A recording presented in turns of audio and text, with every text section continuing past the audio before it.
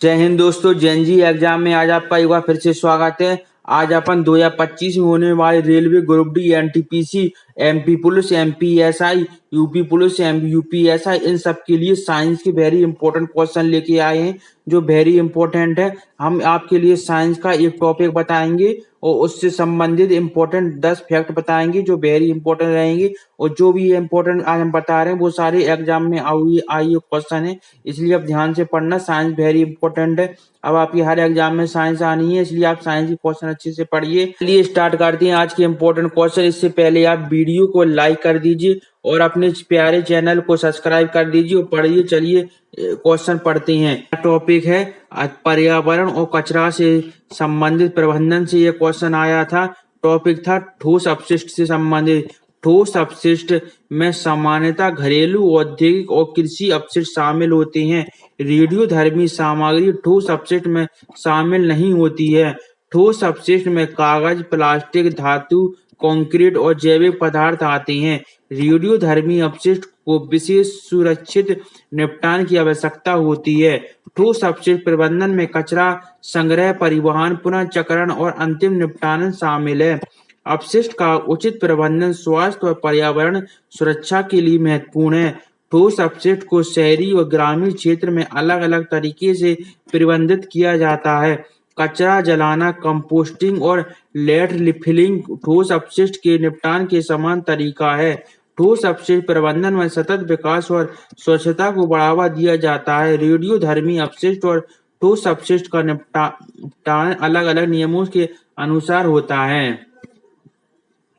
अगर आपको क्वेश्चन का लेवल अच्छा लगे और फैक्ट भी अच्छे लगे तो आप वीडियो को लाइक जरूर कर लीजिए। नेक्स्ट अध्याय है जीव विज्ञान पशु वर्गीकरण से संबंधित एक क्वेश्चन आया था। टॉपिक है पैराजोम्स और मोटाजोन्स। इंपॉर्टेंट साइंस के फैक्ट हैं। पैराजोम्स वे जंतु हैं जिनकी शारीरिक स्थल असंगठित कोशिकाओं से बनाया जाता है। पैराजोन्स में पाचन गुहा नहीं होती है। पैराजोन्स का सबसे प्रसिद्ध उदाहरण स्पंज है। मेटाजोन्स बहुकोशीय जीव है, इसमें सुसंगठित ऊतक और अंग पाए जाते हैं। यूमेटिजोन्स में सुसंगठित ऊतक और अंग होते हैं और यह पाचन गुहा रहते हैं। क्रेप्टोगैस मुख्यतः पौधों का वर्ग है और इसमें बीज नहीं होते हैं। पैराजोन्स में सिंपल संरचना, अविकसित अंग और अपरिव्यक्त ऊतक होते हैं। पैराजोन्स जलवासी और फिल्टर फील्ड होते हैं। ये सर्वप्रथम बहुकोशीय जीव माने जाते हैं।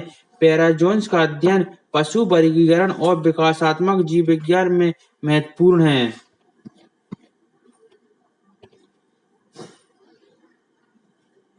नेक्स्ट टॉपिक है जीव विज्ञान सरीसृप वर्ग का संबंधित टॉपिक है। क्वेश्चन था सरीसृप और उनके लक्षण से। इंपॉर्टेंट फैक्ट है मैं केवल फेफड़ों से सांस लेता हूं और मेरे पास 3 कक्षक वाला दिल है। यह यूरोमेस्टिक्स सैंड लिजर्ड का वर्णन करता है। यूरोमेस्टिक्स सरीसृप वर्ग रेप्टाइल से संबंधित है। रेप्टाइल के जीव शरीर पर स्केल रखते हैं। सरीसृप ठंडे खून वाले होते हैं। इनके पास 3 कक्षक वाले दिल होते हैं। कुछ सरीसृपों में 4 कक्षक भी होती हैं, जैसे मगरमच्छ में। सरीसृप अंडे से प्रजनन करते हैं। रेप्टाइल के जीव जल और भूमि दोनों जगह रहते हैं। इनके शरीर पर स्केल और कठोर त्वचा इन्हें निर्जलित होने से बचाती है। अर्मेक्टिक्स मुख्यतः रेत और शुष्क क्षेत्र में पाए जाते हैं। रेप्टाइल का अध्ययन जीव विज्ञान और पशु वर्गीकरण के लिए महत्वपूर्ण होता है। नेक्स्ट क्वेश्चन है। अगर आपको क्वेश्चन का लेवल अच्छा लग रहा है तो आप वीडियो को लाइक जरूर कर लीजिए और आपने चैनल को सब्सक्राइब नहीं किया है तो आप चैनल को भी सब्सक्राइब कर लीजिए। नेक्स्ट क्वेश्चन आया था। टॉपिक है पर्यावरण विज्ञान से संबंधित क्वेश्चन था और टॉपिक ग्रीन हाउस गैस से संबंधित था। इंपॉर्टेंट फैक्ट है ग्रीन हाउस गैस वह गैस है जो पृथ्वी की सतह से उत्सर्जित ऊष्मा को अवशोषित और पुनः उत्सर्जित करती है। प्रमुख ग्रीन हाउस गैस में शामिल है carbon dioxide CO2, methane CH4, nitrogen oxide N2O और क्लोरोकार्बन CFC। ये गैसें वैश्विक तापमान वृद्धि और जलवायु परिवर्तन का मुख्य कारण है। पारंपरिक गैस जैसे ऑक्सीजन और नाइट्रोजन ग्रीन हाउस गैस नहीं है। कार्बन डाइऑक्साइड का मुख्य स्रोत ईंधन जलाना उद्योग है। मीथेन गैस कृषि, पशुपालन और जलाशयों से उत्सर्जित होता है। नाइट्रस ऑक्साइड गैस और बर्फ और जीवाश्म ईंधन जलाने से निकलती है। क्लोरोफुल कार्बन एसी, फ्रिज और स्प्रे से उत्सर्जित होती है। ग्रीनहाउस गैस की बढ़ती मात्रा आर्कटिक की ग्लेशियर को पिघला रही है। इन गैसों की निगरानी और नियंत्रण पर्यावरण सुरक्षा और जलवायु नीति के लिए आवश्यक है। नेक्स्ट क्वेश्चन आया था, मानव शरीर से स्वास्थ्य संबंधित क्वेश्चन था और टॉपिक था बुखार और शरीर का तापमान। इसके इम्पोर्टेंट फैक्ट है, थर्मामीटर की रीडिंग 100 फ़ारेनहाइट लगभग 37 डिग्री से 8 डिग्री सेल्सियस अधिक होने पर व्यक्ति को बुखार आ जाता है। बुखार शरीर में रक्त स्राव या संक्रमण के कारण तापमान बढ़ाने के लिए प्रतिक्रिया है। सामान्य शरीर का तापमान लगभग 98.6 फ़ारेनहाइट से 37 डिग्री होता है। बुखार के दौरान व्यक्ति की सर्दी लगना, पसीना आना, कमजोरी महसूस होना आम बात है। बच्चों और वृद्धों में बुखार अधिक गंभीर हो सकता है। बुखार को नियंत्रण करने के लिए पानी पीना, आराम और डॉक्टर की सलाह आवश्यक है। लगातार उच्च बुखार संक्रमण या गंभीर बीमारी का संकेत हो सकता है। बुखार का माप थर्मामीटर या डिजिटल तापमान का उपकरण करता है। बुखार शरीर की रोग प्रतिरोध क्षमता को सक्रिय करता है। बुखार का समय पर इलाज स्वास्थ्य और जीवन का रक्षा महत्वपूर्ण होता है। नेक्स्ट क्वेश्चन है, जो आपको जो टॉपिक करवा रहे हैं, जो सारे एग्जाम में आए हुए क्वेश्चन है उसी संबंधित आपको टॉपिक करवा रहे हैं। एक टॉपिक में आपको 10 फैक्ट करवाते हैं जिससे आपका टॉपिक क्लियर होता चले जाए। नेक्स्ट क्वेश्चन आया था, रासायनिक विज्ञान, इतिहास और विद्युत अपघटन से संबंधित था और क्वेश्चन था पानी का इलेक्ट्रोलिसिस। फैक्ट है, 1800 में ब्रिटिश रासायनिक विलियम निकोलस ने दिखाया कि यदि इलेक्ट्रोड को पानी में डुबाया जाए और विद्युत धारा प्रभावित की जाए तो ऑक्सीजन और हाइड्रोजन के बुलबुले उत्पन्न होते हैं। यह प्रयोग पानी के इलेक्ट्रोलिसिस का प्रथम सिद्धांत माना जाता है। हाइड्रोजन गैस ऋण इलेक्ट्रोड पर उत्पन्न करता है, ऑक्सीजन गैस धन इलेक्ट्रोड पर उत्पन्न होती है। इलेक्ट्रोलिसिस से पानी को हाइड्रोजन और ऑक्सीजन में विभाजित किया जाता है। यह प्रयोग रासायनिक ऊर्जा को विद्युत ऊर्जा के बीच संबंध दिखाता है। विलियम निकोलस ने यह प्रयोग विद्युत रसायन के क्षेत्र में किया। इस प्रयोग ने भविष्य में हाइड्रोजन गैस के उत्पन्न की नींव रखी है। पानी का इलेक्ट्रोलिसिस प्रयोगशाला और उद्योग दोनों क्षेत्रों में महत्वपूर्ण है। यह खोज विद्युत अपघटन और गैसों की पहचान के लिए ऐतिहासिक महत्व है। देख लीजिए, एक टॉपिक में आपके इतने सारे क्वेश्चन हो गए हैं, इसलिए आप क्वेश्चन डेली पढ़िए। हम आपको डेली ऐसे इंपॉर्टेंट क्वेश्चन जीके के और साइंस के करवा रहे हैं। आपका सिलेक्शन जरूर होगा, बस आप डेली वीडियो पढ़िए, पूरी वीडियो लास्ट तक देखिए और क्वेश्चन अच्छे लगे तो आप वीडियो को लाइक भी कीजिए। नेक्स्ट अध्याय से मानव शरीर विज्ञान और कान और सुनने की क्षमता से एक क्वेश्चन था। टॉपिक है मानव कान और सुनने की सीमा। इंपॉर्टेंट फैक्ट है, आप इंपॉर्टेंट फैक्ट जरूर पढ़िए, इन्हीं में से आपके क्वेश्चन बनेंगे। मानव कान द्वारा लगभग 20 हर्ट्ज से कम आवृत्ति को ध्वनि का पता नहीं लगाया जा सकता है। मानव कान सामान्यतः 20 हर्ट्ज से लेकर 20,000 हर्ट्ज तक की ध्वनि को सुन सकता है।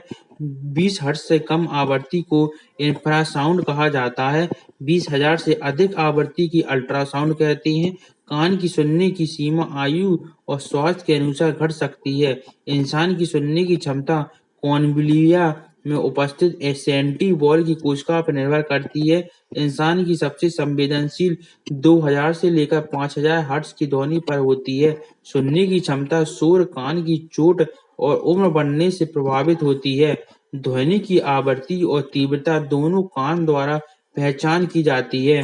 मानव कान ध्वनि तरंगों को मस्तिष्क तक भेजने वाली तंत्रिका तंत्र के माध्यम से महसूस करता है। देख लीजिए, हो गए ना आपके इम्पोर्टेंट क्वेश्चन 10। एक क्वेश्चन में आपको 10 क्वेश्चन करवा दिए। अब आप डेली पढ़ेंगे तो सोचो कितने क्वेश्चन आपके बन जाएंगे। एग्जाम इन्हीं में से तो फंसेगा और कहाँ से आएगा। इसलिए आप क्वेश्चन अच्छे से पढ़िए और प्रैक्टिस बनाइए और अपने नोट्स जरूर लिखते चलिए। नेक्स्ट क्वेश्चन आया था रासायनिक विज्ञान, एल्कोहल और उसके उपयोग से आया था और क्वेश्चन था आइसोप्रोपिल एल्कोहल से संबंधित इंपॉर्टेंट फैक्ट्स है। आइसोप्रोपिल एल्कोहल एक हल्का, रंगीन और तेज गंध वाला तरल है। इसे साफ सफाई और कीटनाशक के रूप में भी इस्तेमाल किया जाता है। आईपीए का उपयोग चिकित्सा उपकरण और सतह को साफ करने के लिए करते हैं। यह त्वचा पर लगातार कीटाणु नष्ट करने में प्रभावी है। आइसोप्रोपिल एल्कोहल का उपयोग सल्फेट के रूप में किया जाता है। आईपीए को इलेक्ट्रॉनिक उपकरण की सफाई में भी इस्तेमाल किया जाता है। इसे अन्य रसायनों को घोलने और मिश्रण बनाने के लिए प्रयोग करते हैं। आइसोप्रोपिल अल्कोहल को फ्लूम-प्रूफ और सुरक्षित तरीके से भंडारण करना आवश्यक है। यह जल और तेल दोनों में आंशिक रूप से घुलनशील होता है। आईपीए का उपयोग लिक्विड क्रिस्टल डिस्प्ले, एलसीडी और अन्य संवेदनशील सतहों की सफाई में किया जाता है। नेक्स्ट क्वेश्चन है, हम आपको जो भी क्वेश्चन पढ़ा रहे हैं वो सारे इंपॉर्टेंट है, वो एग्जाम में आई हुई क्वेश्चन है, इसलिए हम आपको टॉपिक वाइज क्वेश्चन करवा रहे हैं। नेक्स्ट टॉपिक था पर्यावरण विज्ञान, वायुमंडल और गैस से संबंधित क्वेश्चन था वायुमंडल में कार्बन डाइऑक्साइड से। इंपॉर्टेंट फैक्ट है, वायुमंडल में कार्बन डाइऑक्साइड की प्रतिशत लगभग 0.4% यानी 400 ppm तक होती है। कार्बन डाइऑक्साइड एक ग्रीन हाउस गैस है जो वैश्विक तापमान वृद्धि में योगदान देती है। वायुमंडल में कार्बन डाइऑक्साइड का स्रोत जीवाश्म ईंधन जलाना, ज्वालामुखी क्रियाएं और श्वसन से है। वन और महासागर CO2 को अवशोषित करते हैं। CO2 की बढ़ती मात्रा जलवायु परिवर्तन और ग्लोबल वार्मिंग का कारण बनती है। वायुमंडल में CO2 की उच्च मात्रा पौधों और समुद्री जीवन को प्रभावित करती है। CO2 प्राकृतिक चक्र का महत्वपूर्ण हिस्सा है। औद्योगिकरण और वाहनों की संख्या बढ़ाने से CO2 का उत्सर्जन तेजी से बढ़ता है। वायुमंडल में CO2 की निगरानी वैज्ञानिक और पर्यावरण नीतियों के लिए महत्वपूर्ण है। वायुमंडल में CO2 का अध्ययन पर्यावरण सुरक्षा और जलवायु नीति का उपयोग है। नेक्स्ट क्वेश्चन है, क्वेश्चन का लेवल अच्छा लग रहा है और हमारी मेहनत अच्छी लग रही है, क्योंकि हम आपके लिए एक क्वेश्चन से इम्पोर्टेंट सारी बुक को पढ़कर इम्पोर्टेंट क्वेश्चन के फैक्ट बनाते हैं, उनको टाइप करते हैं, फिर आपके लिए लाते हैं। आप पूरी वीडियो देखिए और बस हमारे लिए आप वीडियो को लाइक जरूर कर दीजिए और पढ़ते रहिए क्वेश्चन को। नेक्स्ट क्वेश्चन था मानव शरीर विज्ञान, पोषक तत्व के स्वास्थ्य से संबंधित क्वेश्चन था और टॉपिक है विटामिन और रक्त का थक्का। नेक्स्ट सारे फैक्ट ये रहे, विटामिन के रक्त का थक्का बनाने में सहायक होता है। यह विटामिन जिगर में मौजूद प्रोटीन को यानी लीवर में मौजूद प्रोटीन को सक्रिय करता है और थक्के बनाने में मदद करता है। विटामिन के की कमी से रक्तस्राव और घाव भरने में देरी हो सकती है। हरी पत्तेदार सब्जियां, ब्रोकली और फूलगोभी विटामिन के प्रमुख स्रोत हैं। नवजात शिशुओं को अक्सर विटामिन का इंजेक्शन दिया जाता है ताकि थक्के न जमे थक्के बन सकें। विटामिन के एक वसा में घुलनशील विटामिन है। यह विटामिन शरीर में खून के सामान्य जमाव को बनाए रखने में महत्वपूर्ण है। विटामिन के का पर्याप्त सेवन हड्डियों की सेहत और रक्त स्वास्थ्य के लिए जरूरी है। विटामिन के का इतिहास, विटामिन के नाम का अर्थ है कोगुलेशन से लिया गया है। विटामिन के की कमी से इलाज में सप्लीमेंट और भोजन के माध्यम से पूर्ति की जाती है। नेक्स्ट टॉपिक में नेक्स्ट क्वेश्चन आया था पौधे और प्रजनन, पौधे से संबंधित और प्रजनन से संबंधित क्वेश्चन था और क्वेश्चन था अलैंगिक प्रजनन।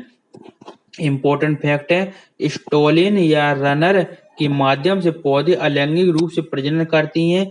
यह विधि बेजभी और जड़ से स्वतंत्र नए पौधों उत्पन्न करती है। घास, स्ट्रॉबेरी और आलू के कुछ हिस्सों में स्टोलन या रनर द्वारा प्रजनन करती है। स्टोलन भूमि की सतह के ऊपर फैलते हुए नए पौधे बनाते हैं। यह अलैंगिक प्रजनन पौधों में तेजी से वृद्धि और फैलाव सुरक्षित करता है। स्टोलिन या रनर द्वारा प्रजनन में बीज की आवश्यकता नहीं होती है। यह विधि मूल पौधों की गुणसूत्र संरचना को संरक्षित करती है। आलू में अंडरग्राउंड स्टोलिन भी नए पौधे विकसित करने की आवश्यकता होती है। अलैंगिक प्रजनन की अन्य उदाहरण काट, कंद तथा बल्ब है। स्टोलिन या नर का अध्ययन कृषि और बागवानी के लिए भी महत्वपूर्ण है। नेक्स्ट क्वेश्चन रहा आपका जीव विज्ञान से संबंधित क्वेश्चन है। जीव विज्ञान द्विपद नामांकन प्रणाली से संबंधित क्वेश्चन आया था। टॉपिक था द्विपद नामांकन, यानी कि फैक्ट ये रहे, भेड़िए का द्विपद नाम क्या है? कैनियस इपस है। द्विपद नामांकन प्रणाली की स्थापना कार्ल लिनियस ने, इम्पोर्टेंट है, कार्ल लिनियस ने की थी। द्विपद नाम में पहला शब्द वंश को दूसरा शब्द जाति को, यानी पहला शब्द जीन्स को, दूसरा स्पीशीज को दर्शाता है। ध्रुपद नामांकन वैज्ञानिक और अंतर्राष्ट्रीय मानक है। नाम लैटिन भाषा में लिखा जाता है और यह सार्वजनिक भौमिक है। इसे हैवी लंबे आम नामों की जगह प्रयोग किया जाता है। ध्रुपद नामांकन के नियमों में वर्णमाला का पहला अक्षर वंश का बड़ा और प्रजाति का छोटा लिखा जाता है। सभी जीवों के लिए ध्रुपद नाम अद्वितीय होना चाहिए। नाम का इटैलिक या अंडरलाइन में लिखना किया जाता है। जो कथन कहे कि ध्रुपद नामांकन पहले समान नाम पर आधारित वह सत्य नहीं है। तो आज के हमारे जीके के इम्पोर्टेंट क्वेश्चन कंप्लीट हो गए हैं। अगर आपको क्वेश्चन का लेवल अच्छा लगे हैं और आपको डेली ऐसे ही क्वेश्चन चाहिए तो बस आप वीडियो को लाइक कर दीजिए और चैनल को भी, अपने प्यारे चैनल को सब्सक्राइब कर लीजिए और हमें कमेंट करके बताइए कि सर क्वेश्चन कैसे लगे। हम आपके लिए ऐसे डेली क्वेश्चन लाएंगे और हम आपके लिए डेली वीडियो बना रहे हैं जीके की, साइंस की, करंट अफेयर की, प्रीवियस के पेपर, इन सब की हम डेली वीडियो बना रहे हैं। इन सब की डेली वीडियो देखिए और पढ़ते रहिए दोस्तों। कल आप फिर मिलेंगे नई वीडियो के साथ, तब तक के लिए बाय, जय हिंद दोस्तों।